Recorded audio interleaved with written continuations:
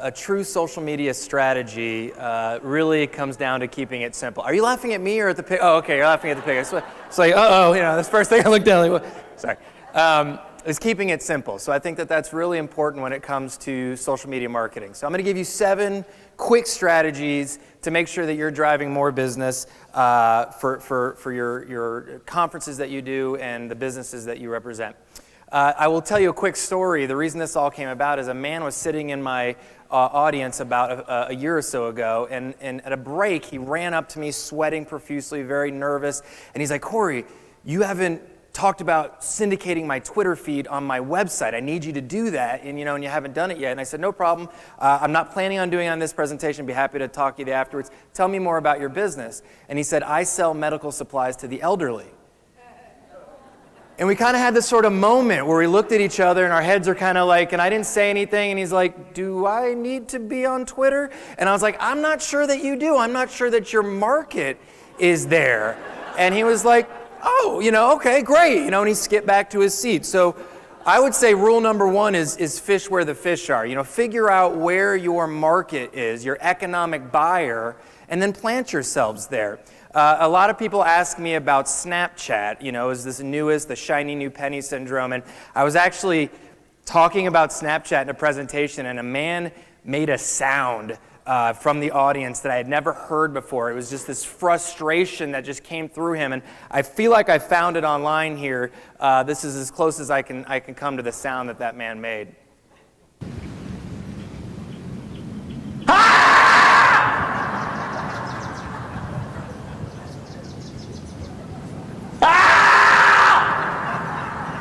I think he was frustrated because he was just starting to feel like he was getting, LinkedIn, Facebook, and then along comes another social media site that he has to figure out. So I want to tell you right now that, and this is just a quick example, that you can very easily find the demographics of the audience that are primarily on these sites. And Snapchat is 13 to 25. So, Instagram really is covering the millennial market, but if, millennials is an opportunity for you, and you say, oh, well, I got to jump on Snapchat. Well, wait a second. It's really more Generation Z right now. And there are sites such as Periscope, which everybody was super excited about 2 or 3 years ago, that are really non-existent today. So I think it's important to not jump in super quickly, but to understand where your audience is and go in when the audience gets there. So I think that's very important. Number 2 is to make sure that you don't end up on websites that suck.com. So I'm a big proponent of making sure that your website is doing its job. And this is actually a real website. And I was lucky enough to see all of your websites. I'm about to show you what I would consider the one that would rank number 1 on websites that suck.com from this audience. I'm just kidding. It got super quiet in here very quickly. I would never do that to you. But I do a lot of website evaluations in my presentations and such, and these are some common mistakes that we see, common website mistakes. They're dated. I can tell very quickly if a site's been built in 2013 or 14. You got to keep your site up, keep it modern. It's missing critical content. The number 1 mistake that I see businesses make is not having their phone number in an obvious place on their website, easy for people to see. Don't make it challenging to buy from you. Not mobile responsive, so I call it the thumb test, to be able to quickly navigate your website just with your thumb. Google's actually penalizing sites today that are not truly mobile responsive, so that's very important. Too many social media icons and no opt-in box. I'll show you an example of that. It's a friend of mine's site. Here I had mentioned to her that although she has all the social media icons, Google+, which is a social network that has pretty much disappeared, is still on her site. So if you're not actively managing a social media site, why would you want to take them off of your site and onto that network? So only put on the social media icons that actually make sense to your business. But I'm also really happy that she has book your free consultation, download now. There's opportunities to be able to collect people's information on your website, which is really important to keeping up the relationship. Number 3 is be proud of your profiles. So I own a social media agency, and we were working with an executive, and they were thinking about taking their company public, and their board, the executive's board, Googled him. And there was an issue because not that there were bad things about him, but there were social media sites that he was on that he wasn't active on. And it was actually kind of putting holes in his credibility. So my suggestion to you and to your audiences is to do a social audit of all the sites that you're on and just make a decision. Are you going to actively manage those sites, or do you want to strategically delete them? But what you don't want to do is leave them hanging. There's nothing worse, there's nothing quicker to kill your credibility than an untouched profile. So really important to take an audit, take a moment, look at all your sites, Instagram, Twitter, Snapchat, wherever you are, and just make a decision. And if you're not going to be there, I would strategically remove it than to have 20 connections and not updated it in a few years. LinkedIn, which is one of my favorite sites as a professional network, just some common things to think about, not just on your LinkedIn profile, but any social sites, making sure you have a consistent brand. So professional headshot. Almost every social network today has the opportunity for the big background photo, and I only see about half of LinkedIn users who even do that. That's an opportunity for us as speakers to have a nice presentation photo back there. You might have one of an example of one of your conferences, something to that effect. Businesses have, maybe their team back there, but a nice thing. There's a free site, if you want to write this down, called Canva.com, where you can actually put these images back there, and they will show you where there are places like on LinkedIn where it shows up and such. So Canva.com, free site, great opportunity to be able to use those background photos. Getting to the 500 plus connections on LinkedIn, you can still do quality connections over quantity and get to that level, which is important. And the opportunity on LinkedIn as a publishing platform now. I love the opportunity to be able to blog on LinkedIn and put my content out there for people to be able to syndicate and such.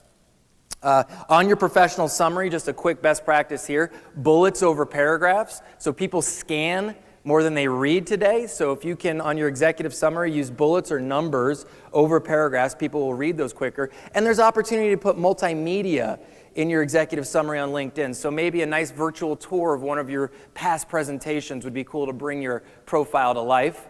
And on this one, quality recommendations. So people always ask me about recommendations on LinkedIn. Who should I have on there? For you, it would be, let's say, a sponsor of your event. Man, they had a great event. It was super organized. Attendees were awesome, very active and engaged. Those are buying signals that you want to see on your LinkedIn recommendation, as opposed to like a colleague at your office. Number 4 is don't let people forget about you. So someone may have met you in January, but they may not do business with you until October. So how do you stay top of mind with people that have interacted with you? Well, one, of course, is email marketing, as I mentioned before, collecting people's information and staying with them on email. But the other one is connecting with them on social media. And the first thing to do is connect, but the second thing to do is produce great content and be a resource or a utility for those individuals. So again, on LinkedIn here, you can see the opportunity to share an update, upload a photo, or publish content. I always do the frequently asked questions. What are common questions that you get from buyers, whatever the case may be? That's the type of content that you want to produce so that you stay top of mind. The other thing that we forget about oftentimes is to interact with our customers and prospects who are doing things online. You see here, for example, Bob Dixon here shared a post on LinkedIn. If I click like, comment, or share, that's a nice little feather in the cap for me and a reminder to Bob that I'm still out here, which is a nice building rapport opportunity with Bob. Video everywhere. So I'm very, very bullish on video in 2017, and specifically, you can have it on your YouTube channel and such, but Facebook Live, I'd write that down. It's a great publishing platform from Facebook that allows us to be able to instantaneously start to broadcast ourselves live. And what I like to think about is Facebook is really promoting this right now. They're heavy on this, so why not use that as a marketing opportunity, right? So you'll even notice now on your Facebook feed, I noticed this yesterday, a Facebook Live little square came up on my news feed showing me that somebody was live. And that's brand new. So they're really promoting this, a great opportunity for this year to have maybe some of your speakers or sponsors go live to be able to pump up your events.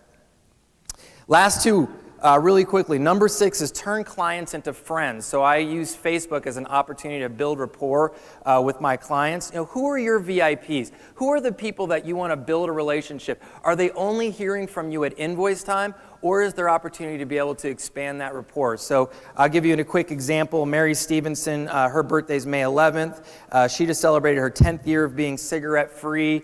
She's a huge Alabama Crimson Tide fan. I know all these things about her because we're connected on Facebook. And I know there's a lot of disadvantages to that, but I will tell you that it's really powerful, an opportunity to build deep rapport and not just hear from us at invoice time.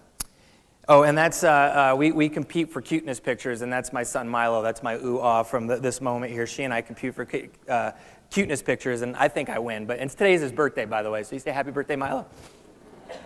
And last but not least, don't cold call. And I simply mean that there's huge opportunity to be able to find mutual connections, specifically on LinkedIn. So this is just an example where I typed in speakers bureaus, you could type in conferences, whatever the case may be, and it actually shows you who your mutual connections with. Social media is word of mouth on steroids. And this is the opportunity for very quickly for people to be able to see who you're connected to and for you to be able to turn a cold call into a warm lead.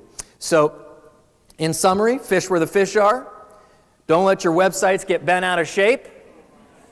Don't do it all yourself. Get help doing it. So if you're trying to do it all yourself, you're doing it wrong. And be creative. This is how I used to cook hot dogs in college. And keep it simple. I really appreciate the time. Thank you so much.